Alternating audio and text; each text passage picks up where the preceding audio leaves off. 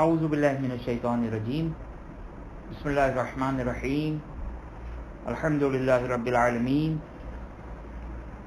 الصلاۃ والسلام علی سیدنا و مولانا ابی القاسم محمد وعلی اہل بیتہ الطیبین الطاہرین ولعن الدائم علی اعدائہم الی قیام یوم الدین.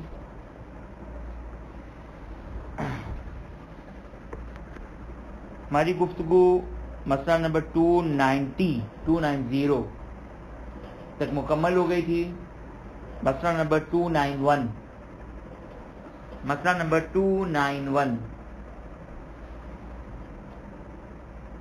خوب اوپر جو مسئلہ نمبر 290 تھا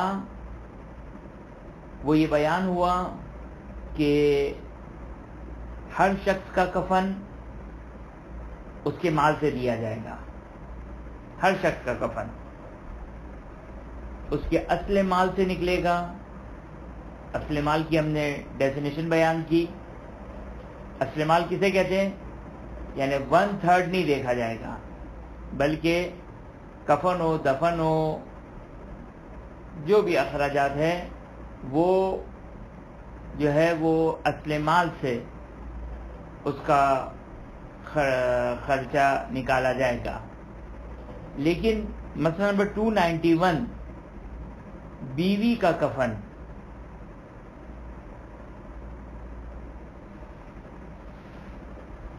بیوی کے کفن میں فرماتے ہیں کہ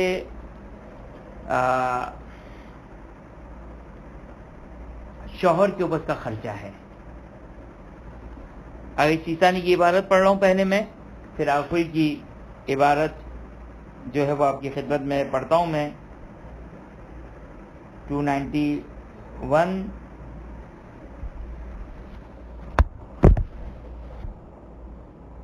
خوب توجہ کریں. بیوی چاہے کسی بھی حالت میں ہو، چاہے بچی ہو، چاہے مجنونہ ہو، حتیٰ طلاق رجعی. توجہ فرمائیں، جو عورت جس کو طلاق رجعی دی جاتی ہے، طلاق کی 2 قسمیں ہیں. ایک طلاق بائن ہے، ایک طلاق رجعی ہے. طلاق بائن کی ڈیفینیشن یہ ہے کہ جس میں شوہر طلاق دینے کے بعد رجوع نہیں کر سکتا ہے، دوبارہ اس کو اپنی زوجیت میں نہیں لے سکتا ہے. اس کو کہتے ہیں طلاق بائن. طلاق دی، ختم. اس کے برخلاف طلاق رجعی میں ایک خاص ٹائم پیریڈ جس کو عدت کہتے ہیں، اس عدت کے ٹائم پیریڈ میں شوہر اگر چاہے تو اپنی طلاق سے واپس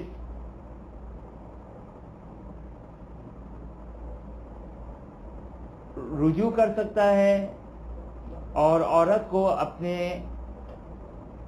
زوجیت میں دوبارہ لے سکتا ہے.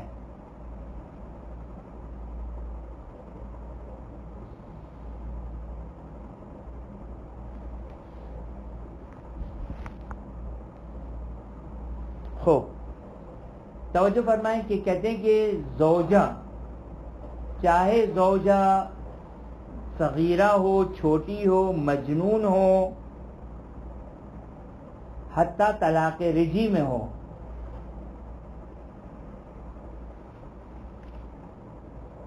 چھوٹی سے مراد نابالغ. مثلا کسی نابالغ بچی سے اس نے شادی کی ہے، ازدواج جائز ہے، صحیح نا. اب وہ ازدواج میں یہ مسائل آئیں گے یہاں تک تو کوئی آگے چیزانی دونوں شریک ہیں. اس کے بعد ہے ناشزہ اور منقطعہ. ناشزہ اس عورت کو کہتے ہیں جو اپنے شوہر کی نافرمانی کرے. مثلا گھر چھوڑ کر چلی گئی، یہ عورت ناشزہ ہے. منقطعہ یعنی جو عقد منقطع. عقد کی دو قسمیں، عقد دائم اور عقد منقطع.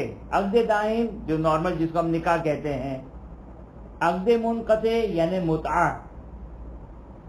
تو آگے سیستانی فرماتے کہ چاہے وہ عورت ناشزہ ہی کیوں نہ ہو، اس کے کفن کا خرچہ شوہر کے اوپر آئے گا.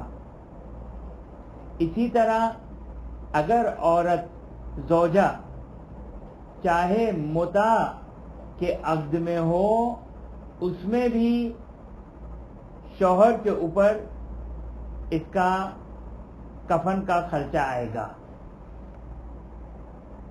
خوب، لیکن آگے کوئی ان دونوں میں احتیاط واجب لگاتے ہیں. ان دونوں میں احتیاط واجب لگاتے ہیں.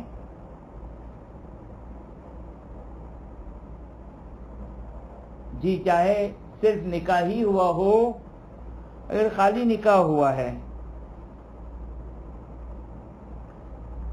خوب اگر خالی نکاح ہوا ہے، اگر خالی نکاح ہوا ہے، خوب اس میں چونکہ نان و نفقہ شوہر کے اوپر نہیں ہوتا ہے خالی نکاح میں، لہذا بہرحال یہ استفسار کرنا پڑے گا احتیاطاً. اگر نکاح میں ہو اور رخصتی نہ ہوئی ہو تو یہ ایک استفسار کرنے والا سوال ہے. بس یہاں تک یہ مسئلہ واضح ہوا. اس کے بعد کہتے ہیں شوہر بھی فرق نہیں پڑتا، چاہے نابالغ ہو، مثلا اس کے ولی نے اس کی شادی کر دی جیسے گاؤں دیہات وغیرہ میں ہوتا ہے، یا بوڑھا ہو، مجنون ہو، عاقل ہو، فرق نہیں پڑتا ہے. ہاں اگر مجنون ہے یا نابالغ ہے تو پھر اس صورت میں ولی جو ہے وہ اس کے پیسے میں سے بیوی کے اوپر جو ہے وہ کفن دے گا. ہو مسئلہ نمبر 292.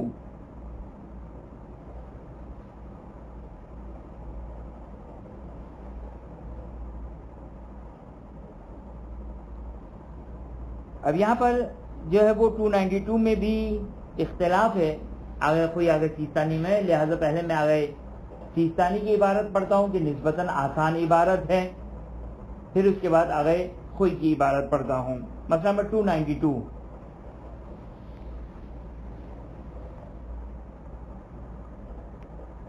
آگے اب یہ مسئلہ نمبر 292 میں در حقیقت کنڈیشنز اور شرائط کو بیان کیا جا رہا ہے. کب شوہر کے اوپر واجب ہے، شوہر پر کفن دینا کب واجب ہے، اس کی کنڈیشنز کو بتا رہے ہیں. مسئلہ نمبر 292 فرماتے ہیں کہ دونوں کی موت ایک ساتھ نہ ہوئی ہو. اگر دونوں کی موت ایک ساتھ ہو گئی ہے تو پھر اس صورت میں بیوی کا کفن کا خرچہ شوہر پر نہیں آئے گا. دوسری شرط کہ کوئی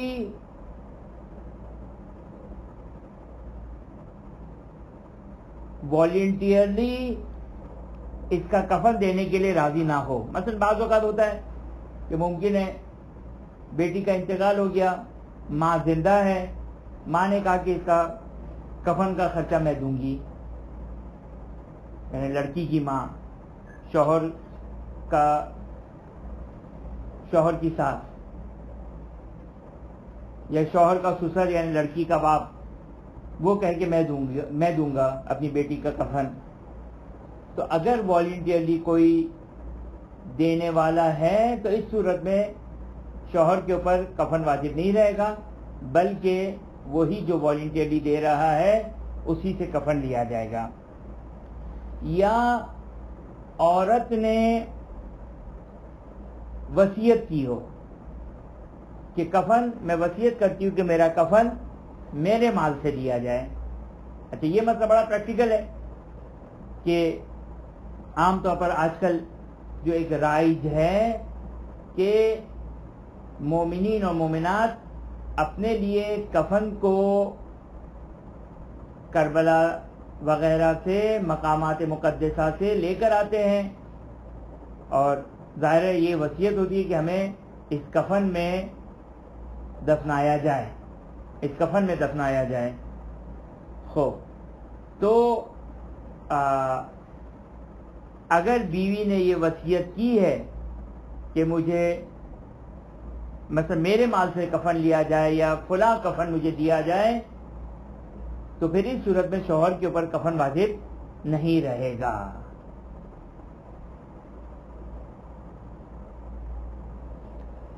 اسی طرح اس وقت شوہر کے اوپر کفن دینا واجب ہے جب اس کے لیے ناقابل برداشت زحمت نہ ہو، مطلب اتنا تنگ دست ہے بیچارہ کہ اس کے لیے حرج کی ڈیفینیشن ہم نے پہلے ہی بیان کی۔ حرج کسے کہتے ہیں؟ جو عام طور پر قابل برداشت نہ ہو، اس کو کہتے ہیں حرج۔ پر شوہر کے لیے حرج ہی ہے تو واجب نہیں رہے گا۔ اس کے بعد آگے سیستانی فرماتے ہیں کہ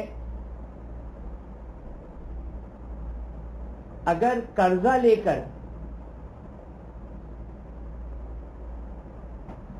کر ممکن ہو کہ شوہر کے لیے پیسے نہیں اس کے پاس، لیکن بغیر حرج کے قرضہ لینا ممکن ہو، مطلب زحمت نہیں ہوگی اس کو، قرضہ لے لے گا، وہ بعد میں اتار دے گا آرام سے، تو آگے سیستانی کہتے ہیں کہ قرضہ لینا واجب ہو جائے گا۔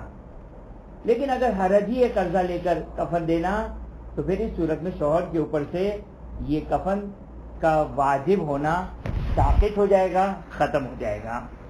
یہ تھی عبارت آگے سیستانی کی۔ آخوئی کی عبارت کیا ہے؟ خوب، آخوئی فرماتے ہیں کہ شروع میں 3 شرطیں لگاتے ہیں، بلکہ میں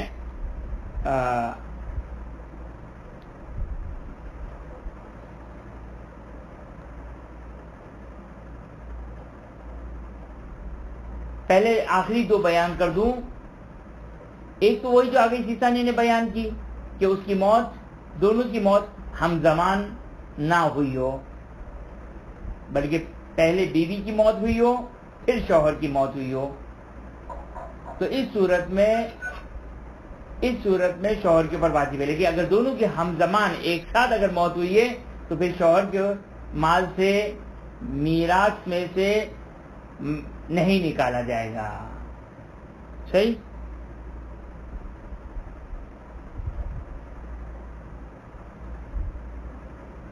اور دوسری شرط جس کو آگے سیستانی نے بیان کیا، وصیت، کہ اگر عورت نے وصیت کی کہ اس کے مال سے دیا جائے تو پھر وہاں پر وصیت کو فالو کیا جائے گا اور شوہر جو ہے وہ کفن نہیں دے گا۔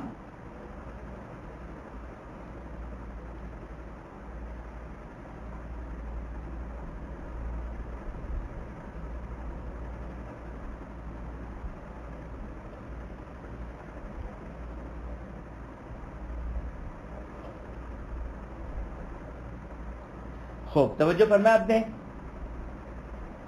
اور ایک اور شرط جو آگے خوئی نے احتیاط واجب لگا کر لگائی ہے کہ اس وقت واجب ہے جب شوہر کے لیے ممکن ہو، مثلا غریب فقیر نہ ہو۔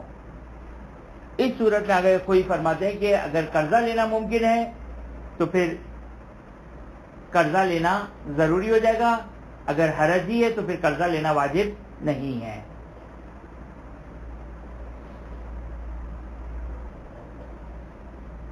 دو چیزیں اور بیان کی کوئی نے، اس کو میں چھوڑ دیتا ہوں اور انشاءاللہ اس سے زیادہ ضرورت نہیں رہے گی. یہاں پر ایک نقطہ سے بیان کر دوں کہ آگے کوئی یہ فرماتے ہیں کہ اگر عورت کی وصیت پہ اگر عمل نہ کیا جا رہا ہو تو پھر احتیاط واجب کی بنا پر شوہر جو ہے وہ اپنی طرف سے کفن دے گا. ممکن ہے کسی کے ذہن میں سوال آئے، یہ کفن کفن کفن کی بات ہو رہی ہے، آیا کفن دفن وغیرہ سارا تجہیز و تکفین سارے احکام چلیں گے یہ شوہر کے مال سے دیا جائے گا؟ تو مسئلہ نمبر 293 میں بیان کرتے ہیں آگے کوئی آگے چیز ثانی کہ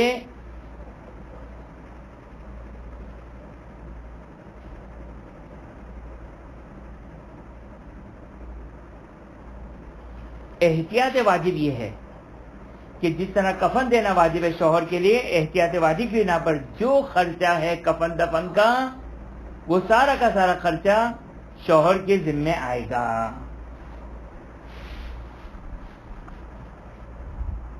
اگرچہ احتیاط واجب ہے. اچھا یہاں پر آپ کی خدمت میں ایک نقطہ بیان کرو. اگر کوئی نے ایک اصطلاح استعمال کرتے ہیں، کوئی ایک اصطلاح استعمال کرتے ہیں، آگے سیستانی کی تو اصطلاح احتیاط واجب ہے. کوئی کی اصطلاح الاحوط ان لم یکن اقوا، الاحوط ان لم یکن اقوا. اس ٹرم کا کیا مطلب ہے؟ الاحوط ان لم یکن اقوا. کیا اگر کوئی اکثر مقامات پر یعنی منہاج توضیح المسائل میں اس عبارت کو لے کر آتے ہیں.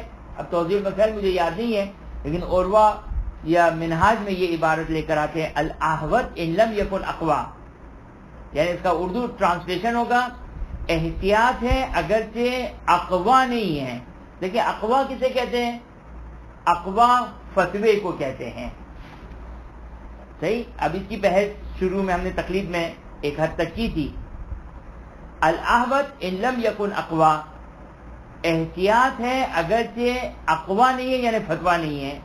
اور ممکن ہے ایک سادہ انسان بیچارہ جو سن کر آیا ہو احتیاط واجب احتیاط واجب احتیاط واجب، تو کوئی کہ اس عبارت کو سننے کے بعد وہ سمجھے گا کہ یہ بھی احتیاط واجب ہے، جبکہ نہیں.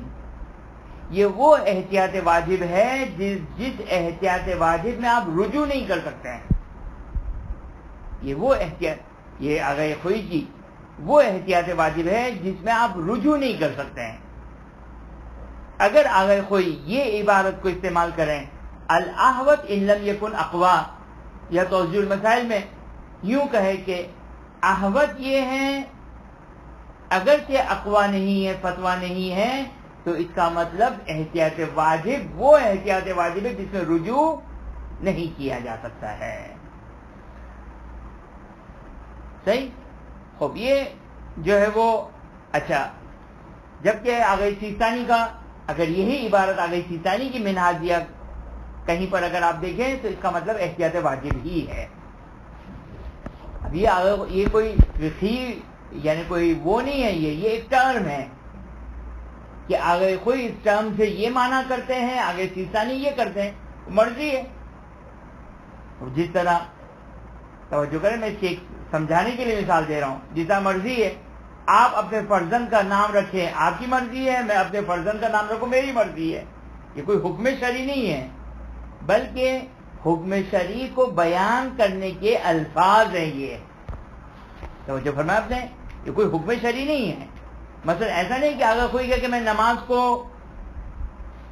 مثلا آگے چیزتا نہیں کہ میں نماز کو صلاۃ کہتا ہوں، اگر کوئی آ کر کہ میں نماز کو صوم کہتا ہوں، نہیں ایسا نہیں ہے. توجہ فرمایا آپ نے، یہ ایک ٹرم ہے جو فقہا کی ایک ٹرم ہے اور بات کو سمجھانے کے لیے. صحیح نا. تو یہ احتیاط ہے لیکن اس احتیاط میں آپ رجوع نہیں کر سکتے ہیں. اب آپ یہ نہ پوچھیں کہ کیوں رجوع نہیں کر سکتے ہیں، مگر کوئی بدماشی تو نہیں ہے. فقی اجازت دے گا رجوع کرنے کی تو رجوع کریں گے. جیسے آپ کی خدمت میں عرض کروں، آگئے زنجانی، آگئے شیخ اسحاق فیاض،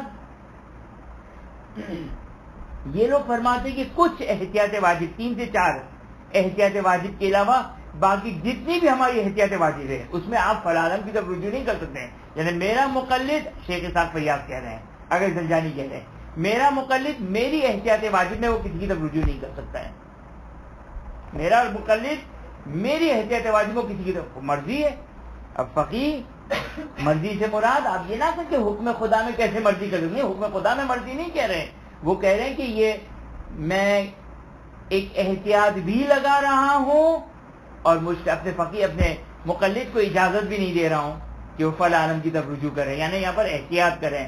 یعنی در حقیقت مجتہد فتویٰ دینے میں احتیاط کر رہا ہے اور اپنے مقلد کو اجازت بھی نہیں دے رہا کہ وہ فلاں عالم کی طرف رجوع کریں. بہرحال آگے سیستانی کے مقلدین کے لیے ایسا کچھ نہیں ہے, لیکن آگے خوئی الاحوط ان لم یکن اقوا میں یہی کہتے ہیں جو آگے زنجانی اور شیخ اسحاق فیاض کہتے ہیں. الاحوط ان لم یکن اقوا, کہ یہ احتیاط واجب ہے لیکن میرا مقلد جو کہ وہ اس میں فلاں عالم کی طرف رجوع نہیں کر سکتا ہے. خوب, خلاصہ کیا ہو گیا؟ خلاصہ یہ ہو گیا کہ جس طرح کفن کا خرچہ شوہر کے اوپر واجب ہے, آگے سیستانی فرماتے کہ احتیاط واجب کی بنا پر دفن, کافور, بیری کے پتے, ان سب کے خرچے بھی شوہر کے اوپر واجب ہیں. اور آگے خوئی فرماتے الاحوط ان لم یکن اقوا, یہ ہے کہ شوہر کے اوپر ہے. یعنی آگے سیستانی کا مقلد فلاں عالم کی طرف رجوع کر سکتا ہے, آگے خوئی کا مقلد فلاں عالم کی طرف رجوع نہیں کر سکتا ہے. خوب, مسئلہ نمبر 294. توجہ کریں, 294 کیا بیان ہوا؟ بیان یہ ہوا تھا کون سے مسئلے میں؟ مسئلہ نمبر 290 میں کیا بیان ہوا؟ 290 والے مسئلے میں یہ بیان ہوا کہ کفن کا خرچہ, دفن کا خرچہ, کافور, بیری کے پتے, جو خرچے ہو سکتے ہیں. دیکھیں ویسے تو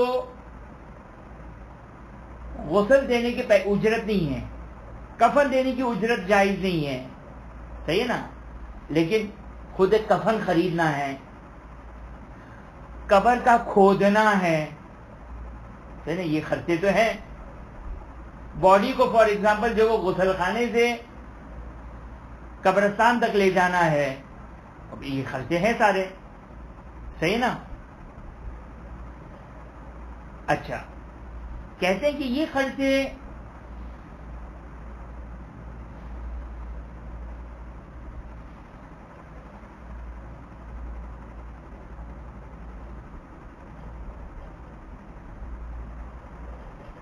یہ سارے خرچے کیا تھے؟ کیا بیان کیا تھا مسئلہ نمبر 290 میں؟ مسئلہ یہ بیان ہوا تھا کہ یہ خرچے مرنے والے کے مال سے نکالا جائے گا. یہاں پہ میں ایک دفعہ پھر ریپیٹ کر رہا ہوں. جب یہ کہا جائے کہ اصل ترکہ سے نکلے گا, ایک اصطلاح 1/3 میت کے مال سے نکلے گا. جب یہ کہا جائے کہ اصل ترکہ سے, اصل میراث سے نکلے گا, اصل میراث غلط لفظ, اصل ترکہ جو مال چھوڑ کر گیا ہے اس کے اصل سے نکلے گا, اس کا مطلب کیا ہوگا کہ 1/3 نہیں دیکھیں گے, ایکسپینس کو دیکھیں گے, جتنا ایکسپینس ہوگا وہ نکالا جائے گا. جیسے مثال کے طور لائبلٹی, میں میت ہوں, میں نے 3 لاکھ روپے چھوڑے, میت ہوں, میرے اوپر لائبلٹی ہے کسی کی 2 لاکھ روپے کی, 3 لاکھ روپے کی, تو یہاں پر 1/3 نہیں دیکھا جائے گا, بلکہ کہا جاتا ہے اصل ترکہ سے نکلے گا, چاہے پورا کا پورا دینا پڑے, اس کو کہتے ہیں اصل ترکہ. لیکن جو وصیت ہوا کرتی ہے وہ 1/3 کی ہوتی ہے. یعنی اگر 3 لاکھ ہے تو 1 لاکھ کی فقط وصیت ہو سکتی ہے, ناٹ مور دین 1 لاکھ. صحیح, خوب. اچھا, تو فرمایا کہ کفن دفن وغیرہ کا جو بھی خرچہ ہے وہ اصل ترکہ سے نکلے گا, اصل ترکہ سے نکلے گا. آگے خوئی نے کیا کہا تھا؟ واجب مقدار. اگر چیز ثانی نے کہا تھا کہ واجب مقدار پلس وہ مستحبات جو رائج ہیں، یہ ایک ڈفرنس کے ساتھ ایک مسئلہ بیان ہوا تھا. اب آئیے 294 کہ اگر جو مقدار اس کے کفن، اس کے ترکہ سے، اس کے چھوڑے ہوئے مال سے نکالا جائے گا، اگر کوئی اس کے اوپر زائد کفن دینا چاہے، ایکسٹرا کفن دینا چاہے، یا دوسرے اخراجات ایکسٹرا کرنا چاہے. اب جیسے بعض لوگ مثلا مجلس سے منعقد کرتے ہیں، جیسے سوئین کی مجلس، اس کی مجلس، اس کی مجلس، تو یہ ترکے سے نہیں نکلے گا، یہ ترکے سے نہیں نکلے گا. ہاں، اوپر کی جتنے بھی اخراجات ہیں، واجب مقدار کے بعد جتنے بھی اخراجات ہیں، وہ اس کے ترکے سے نہیں نکالے جائیں گے، مگر یہ کہ سارے کے سارے وارثین راضی ہو. مثلا بعض اوقات ایسا ہوتا ہے کہ جو ہے وہ مثلا ایک بیٹا یا بیٹی مثال کے طور باہر ملک میں، اب انتقال ہوا، اب انتقال کے بعد لوگ فاتحہ پڑھنے آ رہے ہیں، وہ خرچہ ہو رہا ہے، اس کی مجلس منعقد ہو رہی ہے، اس کا خرچہ ہو رہا ہے، اور جو رسومات ہے، اور بعد میں پھر اب بیٹھے حساب کرنے، تو کہا کہ بھائی یہ خرچہ بھی ہوا، یہ خرچہ بھی ہوا ہے. ممکن ہے جو باہر بیٹھا ہوا شخص، یا ممکن ہے باہر بیٹھا، تو میں فقط فار ایگزامپل کہہ رہا ہوں، بعض اوقات ہوتا ہے کہ ڈیسیشن ون مین شو ہوتا ہے، ممکن ہے دوسرے بھائی بہن ان تمام اخراجات پر راضی نہ ہو، تو جو بھی کفن دفن کا خرچہ ہے واجبی مقدار، اس کے علاوہ کا ایکسٹرا خرچہ، یہ اس کے میراث سے نہیں دیا جائے گا. پھر کون دے گا؟ جو کرے گا وہ دے گا. اب اچھا، بعض اوقات ایسا بھی ہوتا ہے، اب رسومات ہے، رسومات کا تو کوئی علاج نہیں ہے نا، فقہ شریعت میں رسومات کا کوئی علاج نہیں ہے. ممکن ہے وہ بڑا بیٹا بیچارہ کہے کہ بھائی میرے گھر پہ اب والدین تھے، مثال کے والدہ تھی، اب ان کا انتقال ہو گیا، اب میرا گھر تھا، تو اب یہ خرچے تو مجھے ہی اٹھانے پڑیں گے. صحیح، یا تو آپ معاشرے کو فیس کر لیں اور کہیں کہ بھائی کچھ بھی فاتحہ واتحہ نہیں ہے، سب کو واٹس اپ، سب گھر پہ فاتحہ پڑھ لیں. یا اگر گھر میں اگر فاتحہ خوانی اگر رکھنی ہے تو خرچہ آپ کو خود برداشت کرنا پڑے گا، نہ یہ کہ جو میراث سے نکالا جائے گا اور باقی جو ہے وہ وارثین کے اوپر بھی زبردستی جو ہے وہ ان کے مال سے نکالا جائے گا. نہیں، یہ جو کہ وہ شرعاً جائز نہیں ہوگا، شرعاً جائز نہیں ہوگا. صحیح نا؟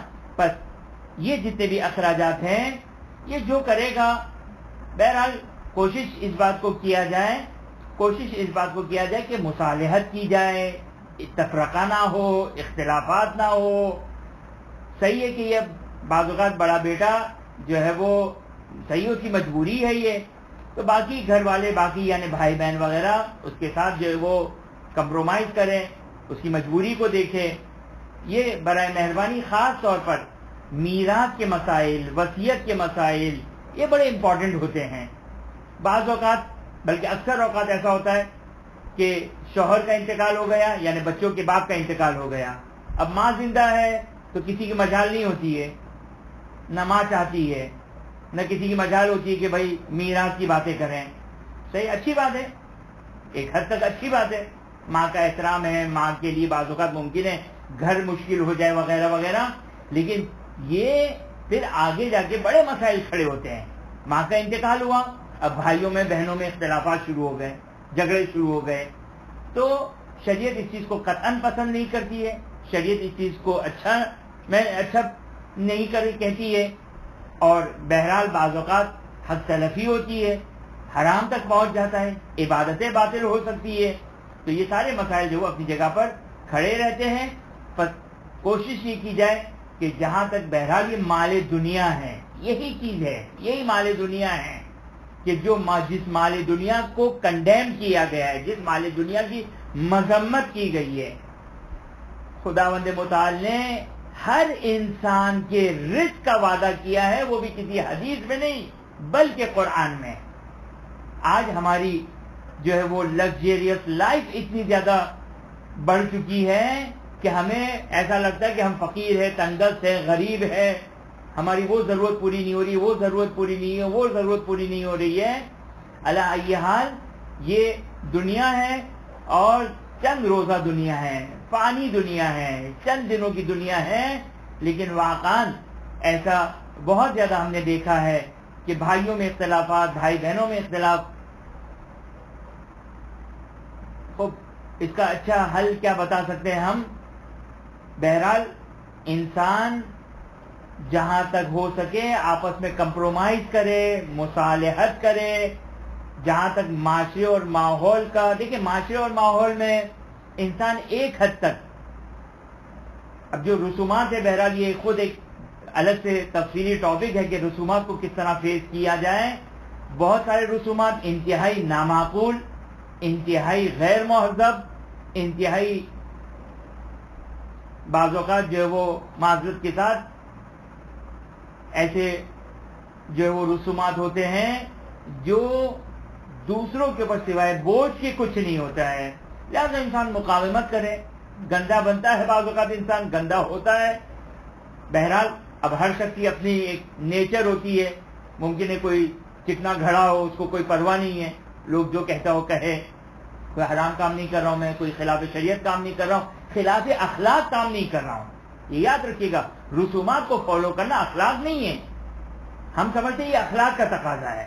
ہم بہت کچھ اخلاق کے اندر میں اخلاق کے کندھے پہ بندوق رکھ کے چلا رہے ہوتے ہیں کہ جس کی وجہ سے بہت ساری بد اخلاقی اور کرنی پڑ جاتی ہے. تو یہ بالخصوص جو باہر رہنے والے افراد ہیں وہ شاید اس کو فیس بہت زیادہ نہ کرتے ہوں، جو اپنے اپنے وطن میں رہتے ہیں، انڈیا پاکستان میں ایک جوائنٹ فیملی اور ایک پورے خاندان کے درمیان.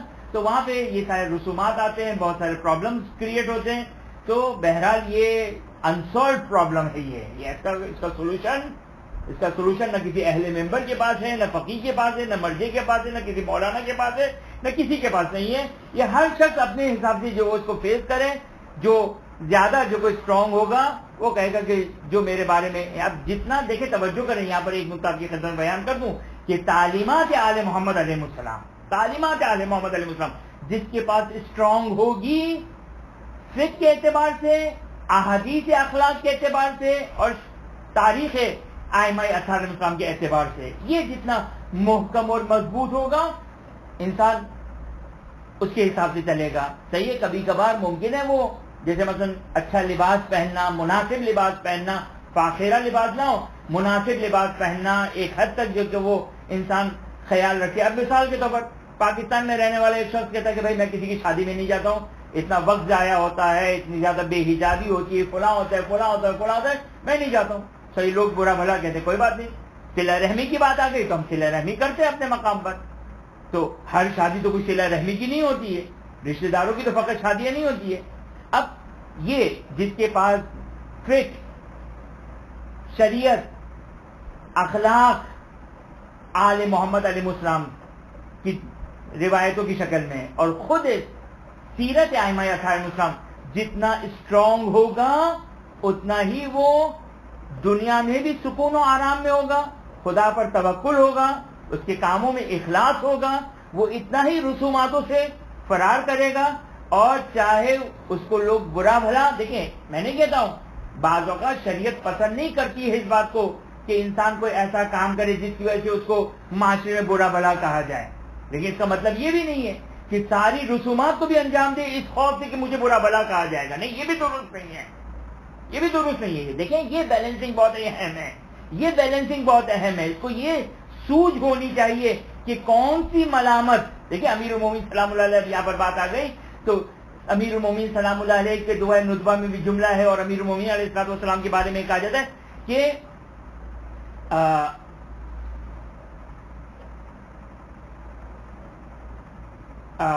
ملامت کرنے والوں کی ملامت امیر المومنین کو روکتی نہیں ہے. ملامت کرنے والے ملامت کریں. اب یہ انسان جج کرے کون سی ملامت انسان برداشت کرے اور کون سی ملامت میں انسان معاشرے کے مطابق ہو. اب مثال کے طور پر میں معاشرے میں پھٹا پرانا کپڑے پہن کر جاؤں جبکہ میری استطاعت ہے، تو یہ ملامت کو شریعت پسند نہیں کرتی ہے. تو یہ کیسے سالو ہوگا؟ اب اس کے لیے تعلیمات ضروری ہے. اس کے لیے 1 گھنٹے کا لیکچر نہیں چلے گا، 2 گھنٹے کا لیکچر نہیں چلے گا. یہ فقہ آل محمد علیہ السلام، یہ شریعت، یہ روایات آل محمد علیہ السلام. ممکن ہے لوگ خوب روایتوں میں کہ مومن کو آخر زمانے میں مجنون و پاگل کہا جائے گا. یہ ملامت ہے یا نہیں ہے؟ وہ ملامت ہے. اب اس ملامت میں کس کو؟ اس روایت سے پتہ چلے گا کہ ایک طرف سے روایت کہہ رہی ہے کہ مومن بھی ہوگا، اس کو لوگ پاگل بھی کہیں گے. ملامت ہو رہی ہے، لیکن شریعت کہتی کوئی بات نہیں، اس ملامت کو اگنور کرو. تو یہ جب تک دین کا علم نہ ہو، لہذا جو کہ وہ انسان بہت ضروری ہے معاشرے میں تربیت ہونا، اخلاقی تربیت ہونا، تعلیمات اہل بیت سے مزین ہونا، روایات آل محمد علیہ السلام سے انسان متعلم ہو اور سیکھے. یہ جو ہے وہ بہت ضروری ہے، جو افسوس کے ساتھ جو وہ ہمارے معاشرے میں بہرحال کیا کہہ سکتا ہوں علی ای حال.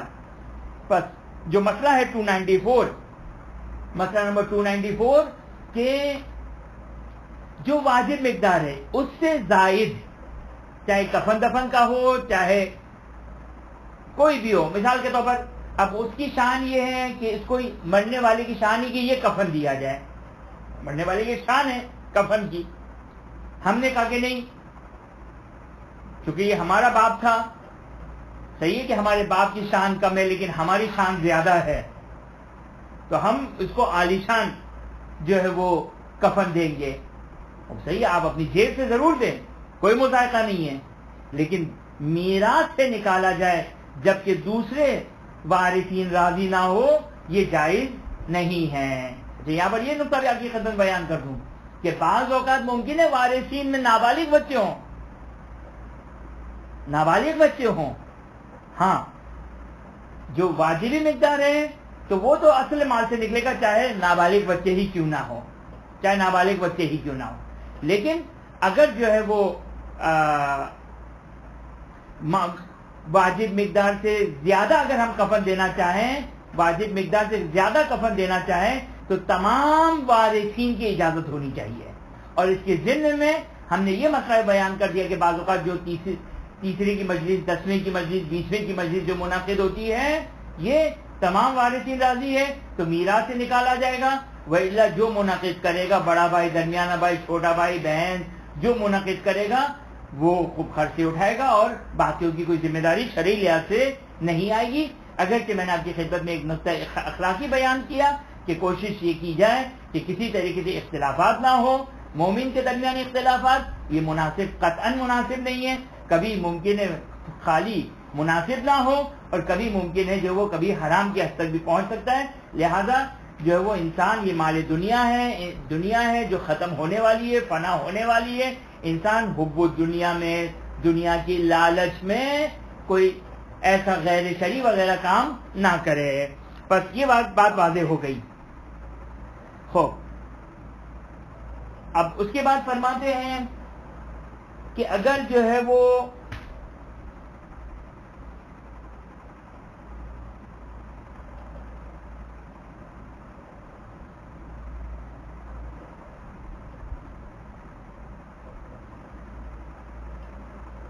آگے سیسانی نے ایک نقطہ بیان کیا، توجہ کیجیے گا. یہ نقطہ آخوئی نے بیان نہیں کیا لیکن حتماً آخوئی کے نزدیک بھی ایسا ہی ہے. کیا کہ مثال کے طور پر مرنے والا یوں وصیت کرتا ہے، فکر جاننے والا ہے وصیت، وہ مرنے والا فکر جاننے والا ہے. خوب کہتا ہے کہ بھائی میرا کفن دفن کا خرچہ تو میرے اصل مال سے نکلے گا اور میرا کفن دفن کا خرچہ ہوگا فار ایگزامپل 10,000 روپے. اب نہیں معلوم مجھے، ایسی جسٹ ایک ایگزامپل دے رہا ہوں، 10,000 روپے، تو یہ تو اصل مال سے نکلے گا. وہ کیا کہتا ہے؟ وہ کہتا ہے کہ لیکن میرا کفن، میرا دفن، میرا دوسرے اخراجات میرے 1/3 مال سے نکالا جائے. صحیح ہے، اس کو کہتے ہیں وصیت. خب یہ وصیت بالکل فالویبل ہے، بالکل صحیح ہے، فالو کرنا ضروری ہے، واجب ہے اس کو فالو کرنا. اور اس کو فالو کیا جائے گا، اس کو فالو کیا جائے گا، اس وصیت پہ عمل کیا جائے گا. یعنی کیا ہو گیا کہ واجبی مقدار اس کے ترکے سے نکلے گا، اور ترکے سے جو ایکسٹرا اضافی ہے، مثلا کفن کا خرچہ، اس کا نارمل کفن اتنے کا آتا ہے، اسٹینڈرڈ والا کفن اتنے کا آتا ہے. مثال کے طور پر دفن کی جو زمین ہے وہ ایک نارمل جو کی شان کے مطابق ہے وہ اتنے کی ملے گی، اس کا خرچہ مثال کے طور پر اتنا ہے. لیکن ایک پوش ایریا میں یا ایک پوش قبرستان میں جہاں پہ امیروں کی قبریں ہیں مثلاً صحیح نا، اس کا جو کوئی اتنا خرچہ نکلے گا تو اس کی اگر 1/3 سے اگر وصیت کرتا ہے تو وہ 1/3 کے جو ہے وہ فالو کیا جائے گا اور یہ وصیت صحیح مانی جائے گی.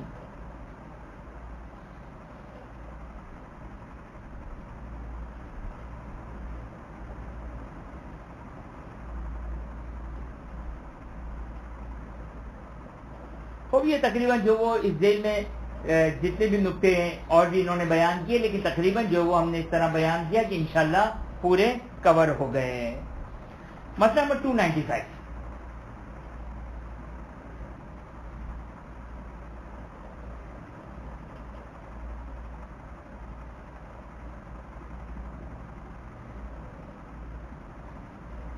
جو میں نے اشارتاً بیان کیا تھا مسئلہ نمبر 295 کہ بیوی کے علاوہ باقی دنیا میں ہر شخص مرنے والا جو بھی ہے اس کا کفن وغیرہ کا خرچہ خود اس کے مال سے نکالا جائے گا. یہاں پر ایک نقطہ بیان کر دوں جو یہاں پر بیان ہوا ہے، واجب النفقہ کے اوپر اس کے کفن کا خرچہ نہیں ہوگا. دیکھیں دو قسم کے دو کیٹیگریز ہیں کہ کسی ایک شخص کے اوپر، ایک انسان کے اوپر دو گروپس، دو کیٹیگریز کے نان و نفقہ واجب ہیں. ایک بیوی، وہ آپ کے گروپ کیوں بولا، 2 بیویاں بھی ہو سکتی ہے، 3 بیویاں بھی ہو سکتی ہے، 4 بیویاں بھی ہو سکتی ہے، 2 گروپ ہو گیا نا. ہو اللہ یہ حال بول تو سکتے ہیں نا، کوئی بات نہیں، یہ ایک گروپ ہو گیا. دوسرا ایک گروپ ہے، وہ کون ہے؟ مثال کے طور پر ایک انسان کے والدین، ایک انسان کی اولاد، یہ بس 2 گروپس بن گئے. ایک ہو گئی بیوی اور ایک ہو گئے ماں باپ اور اولاد. اب ماں باپ میں اوپر تک، اولاد میں نیچے تک. کنڈیشن ہے اس کی کنڈیشن ہے، لیکن یہ لوگ ہیں واجب النفقہ، یعنی یہ میرے واجب النفقہ ہیں، یعنی مجھ پر ان کا نفقہ واجب ہے. اگرچہ ایک فرق کے ساتھ، ایک فرق ہے، وہ کیا ہے وہ بھی سن لیجیے. چلیں آج عورتوں کو بڑا مقام مل گیا کہ شوہر کے اوپر جو ہے وہ بیوی کا نان و نفقہ ایک لائبلٹی ہے، والدین اور اولاد کا نان و نفقہ لائبلٹی نہیں ہے، فقط ذمہ داری ہے. یعنی کیا مطلب؟ یعنی مثال کے طور پر ایک شخص اپنی بیوی کو نان و نفقہ نہیں دیتا ہے، گناہ کرتا ہے، تو ایسا نہیں کہ فقط استغفار کر لیا، توبہ کر لیا، دعائے کمیل پڑھ لی، معافی مل گئی. نہیں، یہ لائبلٹی اس کے اوپر چڑھتی رہی. وہ معاف کر دی تو ایک الگ بات ہے، لیکن یہ لائبلٹی اس شخص کے اوپر آ گئی. یہ بیوی کا نان و نفقہ. لیکن والدین کا نان و نفقہ یا اولاد کا نان و نفقہ ایک حکم تکلیفی ہے. اگر نہیں دیا گنہگار ہے، لائبلٹی نہیں لے کر آئے گا. یعنی اگر میں مر جاؤں جس کے اوپر نفقہ واجب تھا ان 2 گروپس کا، تو میرے میراث سے والدین کے نان و نفقہ کو کمپنسیٹ نہیں کیا جائے گا جو میں نے نہیں دیا. میری اولاد کے نفقے کو، خرچے کو کمپنسیٹ نہیں کیا جائے گا اگر جب میں مر گیا. لیکن میں اگر مر گیا تو میں بیوی کے نان و نفقہ کو ادا نہ کرنے کی وجہ سے جو مجھ پر لائبلٹی آئی تھی وہ بیوی کو دی جائے گی. ان لائبلٹیز میں سے ہیں جو میت کے کسی بھی انسان کے مرنے کے اوپر میراث کی ہیریٹنس کی ڈسٹریبیوشن سے پہلے لائبلٹیز کو اتارا جاتا ہے، جس میں سے ایک لائبلٹی یہ بھی ہے. توجہ فرمایا آپ نے. بس بیوی کا کفن شوہر کے اوپر واجب ہے، لیکن جو باقی واجب النفقہ افراد ہیں، باپ دادا، ماں باپ، اولاد، اگر ان کنڈیشن سے فلفل ہو رہی ہوں تو پھر ان کا کفن کہتے ان کا کفن جو کسی انسان پہ واجب ہے بلکہ ان کے مال سے نکالا جائے گا. ان کے مال سے نکالا جائے گا. ان کے وہ لوگ جن کو ان کا نفقہ واجب ہے ان پر واجب نہیں ہوگا. صحیح نا؟ ان کے اوپر جو وہ واجب نہیں رہے گا. توجہ فرمایا آپ نے. خوب. مسئلہ نمبر 295 کیا ہے؟ کفن واجب نفقہ من الاقارب فی مالہ، کہ جو بھی اس کے جو واجب النفقہ ہے ان کے قریبی افراد، اس کا جو کفن ہے وہ خود اس کے مال سے نکالا لے گا. اقارب اور واجب النفقہ افراد کے اوپر واجب نہیں ہیں.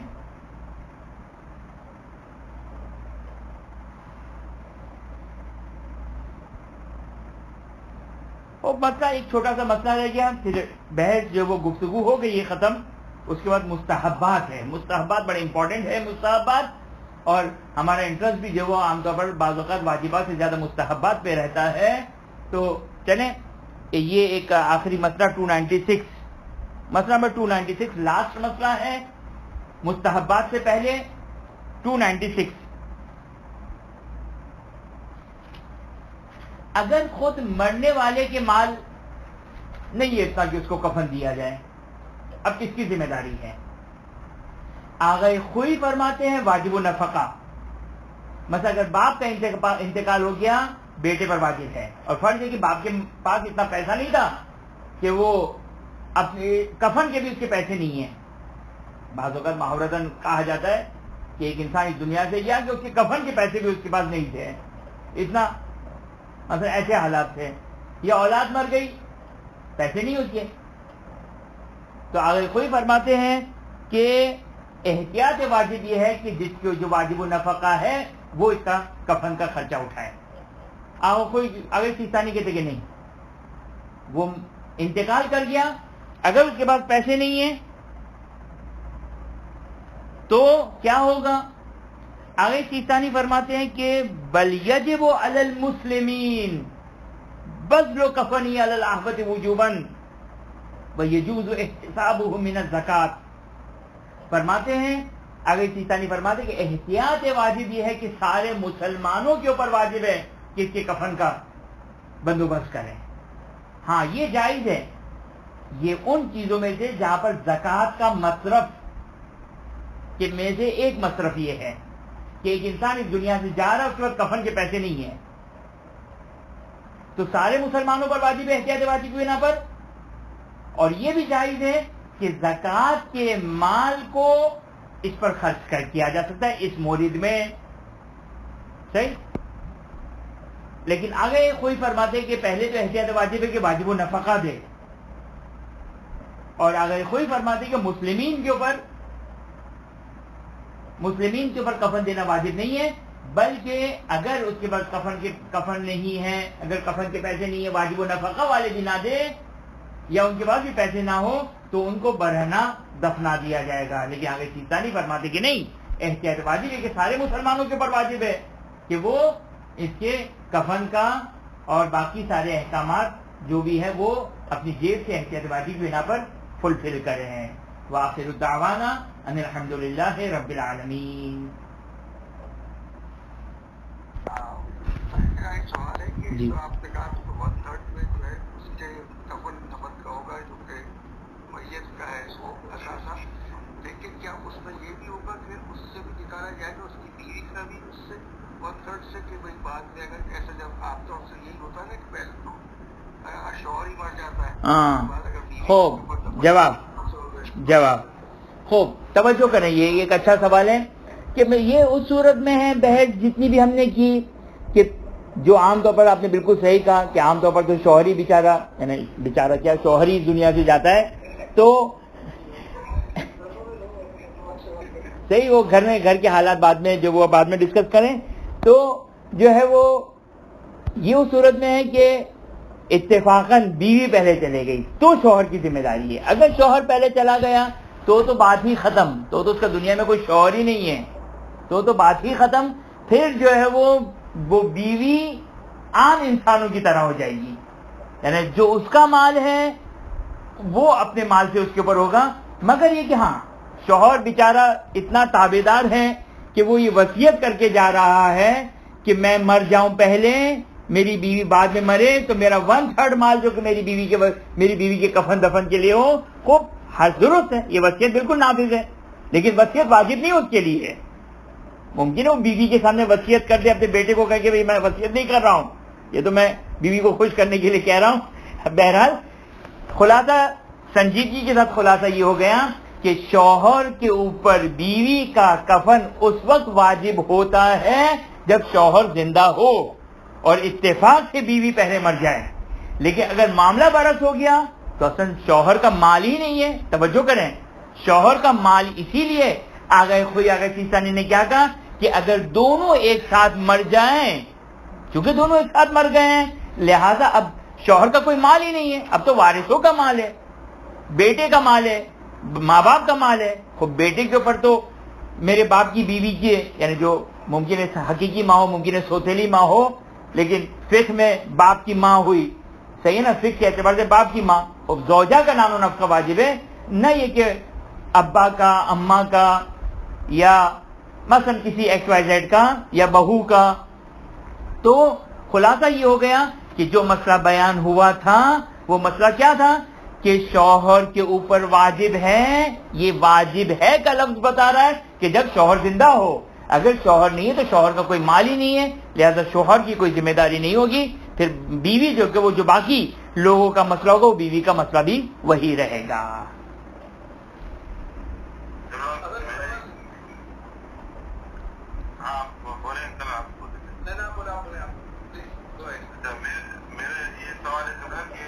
اگر کوئی اپنی زندگی میں یہ تمام خرچے جو ہے الگ کرنا چاہے تو اس کا بہترین طریقہ کیا ہے؟ وصیت 1/3 کی وہ کر سکتا ہے. وہ کہہ سکتا ہے مثال کے طور پر ہر چیز کا بندوبست کر لیں کہ یہ میرے مرنے کے بعد خرچہ ہوگا، میرے 1/3 مال سے نکال دیا جائے. دی بیسٹ یہی ہے، اس کے علاوہ کوئی اور آپشن نہیں ہے.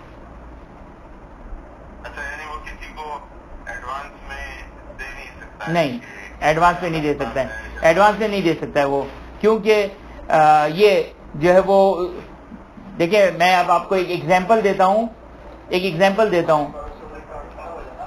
یا تو بعض اوقات ایسا ہوتا ہے کہ انسان جو وہ اپنی زندگی میں، توجہ کریں، اگر آپ جو وہ اگر بہت ہی کیلکولیٹڈ ہیں، اگر آپ بہت کیلکولیٹڈ ہیں اور چاہتے کہ آپ کا 1/3 بھی محفوظ رہے اور میں اپنی زندگی میں پیسہ بھی خرچ کر لوں، 1/3 بھی محفوظ رکھ لوں دوسرے کاموں کے لیے، تو اس کا ایک کام ہو سکتا ہے، کفن خرید کر رکھ لیا، صحیح، یہ خرچہ ہو گیا.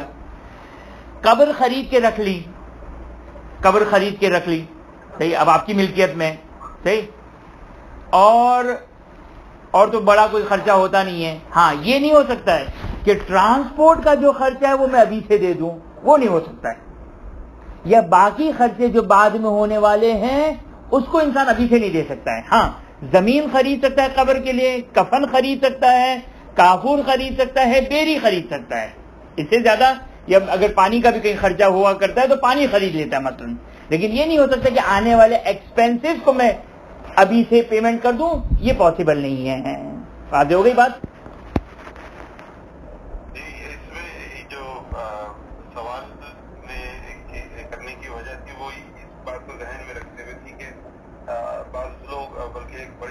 جو ہے وہ بغیر وصیت کے چلی جاتی ہے، اور اگر اس میں ایک صورتحال تھوڑا سا کمپلیکس بنانے کے لیے کہیں کہ بھئی کوئی پاگل یا نابالغ بچہ ہے اس مرنے والے کی اولادوں میں، تو اس صورت میں بھی اس کا ترکہ جو ہے اسی کو یوز کیا جائے گا. جی بالکل، یہ شاید میں نے بہت جلدی جلدی میں یہ نقطہ کہا اور آپ کا سوال بالکل صحیح ہے.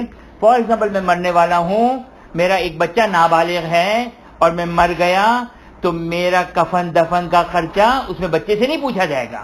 وہ بچہ مانے اور رکاوٹ نہیں بنے گا, بلکہ میرے مال کو میرے کفن دفن میں جو میری شان کے مطابق اس میں خرچ کیا جائے گا. صحیح نا؟ ہاں, اگر وہ ایکسٹرا خرچہ کرنا چاہیں تو میرا جو نابالغ بچہ ہے اس کی وجہ سے وہ خرچہ نہیں کر سکتے, لیکن جو واجبی خرچہ ہے اس میں نابالغ بچہ رکاوٹ نہیں بنے گا, ہرڈل نہیں بنے گا. توجہ فرمایا آپ نے؟ واضح ہو گیا آپ کا سوال کا جواب؟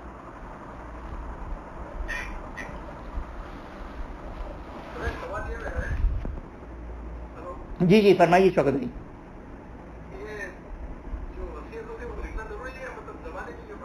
جی جی, وصیت جو ہے وہ لکھنا ضروری نہیں ہے. کسی طریقے سے بھی وارثوں کو آپ یقین دلا دیں, یعنی وارثوں تک سب یہ پہنچ جائے کہ آپ نے یہ وصیت کی ہے, چاہے جمع کر کے, چاہے ایک قابل بھروسہ کو کہ جس کے اوپر سب کو بھروسہ ہے آپ نے ان کو کہہ دیا اور انہوں نے سب کو پہنچا دی, تو کسی طریقے سے بھی وارثین کو پتا چل جائے کہ مرنے والے نے وصیت کی, وہ وصیت کاؤنٹ ہو جائے گی. ضروری نہیں کہ باقاعدہ اسٹیمپ پیپر کے اوپر باقاعدہ لکھ کر ول لکھی جائے اور وکیل مقرر کیا جائے وغیرہ وغیرہ. یہ اس لیے ہوتا ہے تاکہ جو کہ وہ ایک محکم اور مضبوط کام ہو جائے, لیکن یہ واجبات میں سے نہیں ہے.